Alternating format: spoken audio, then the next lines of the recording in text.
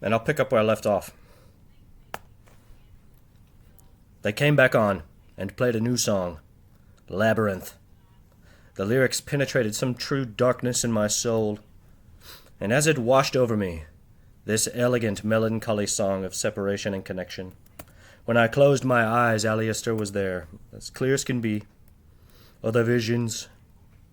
Converging vectors of light collide perpendicular through a gravestone. An X. I interpreted as my chromosomes mutating. Strobe flashing behind my eyelids in the void of eternity. He wished me well, told me to get help. It was very emotional. A kaleidoscope of insight I couldn't discuss with anyone. The set also included Vermilion Crest, and I brought back the refrain.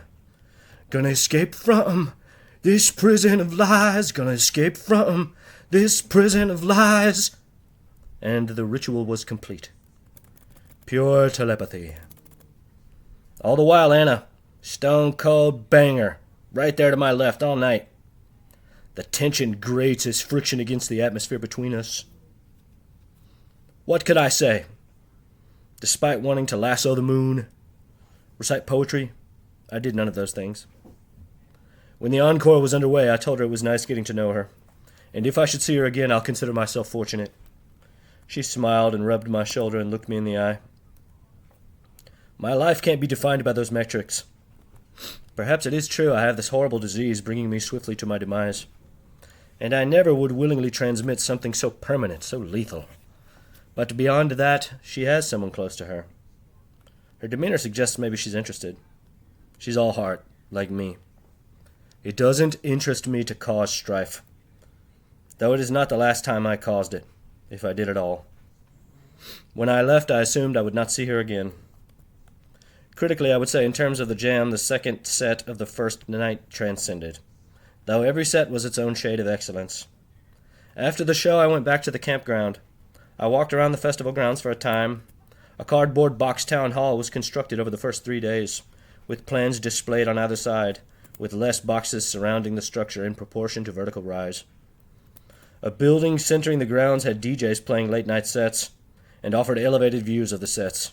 I am sure people, like the rail chasers, staked their claims for the panorama.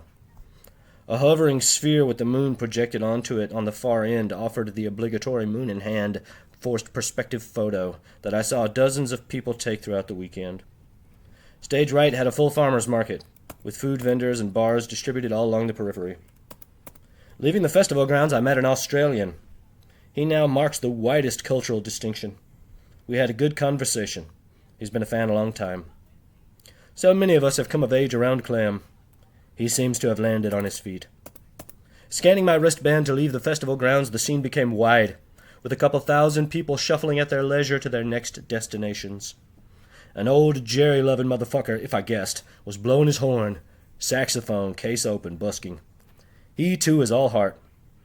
Can't tell you shit about Coltrane, but plays sincere through the soul. Long gray hair, long gray beard, skinny wiry frame, is no stranger to speedballs, likely high as a kite as I strolled by each night. Both times I watched Clam this year, I saw people along the thoroughfare offering free Narcan, free testing. I never used it, but it is a welcome addition. Discernment is a trait lost on some. I hung out and talked shit until the witching hour. Always Alistair lurking in the opacity just out of sight. I forced myself to sleep in a deplorable state of discomfort until the sun brought me back to the world of the living around 9:30.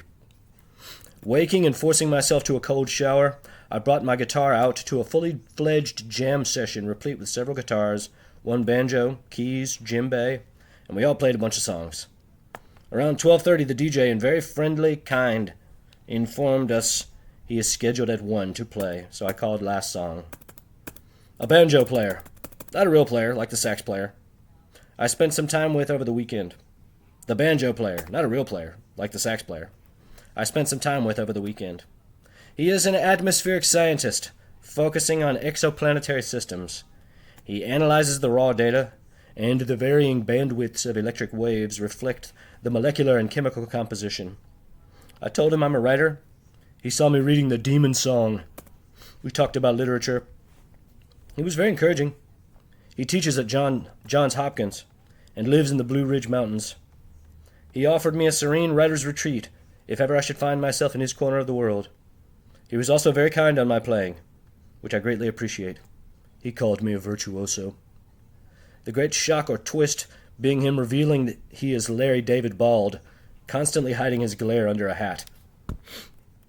I went in around the same time, intending to eat the last of my ecstasy, pink Warner Brothers water towers.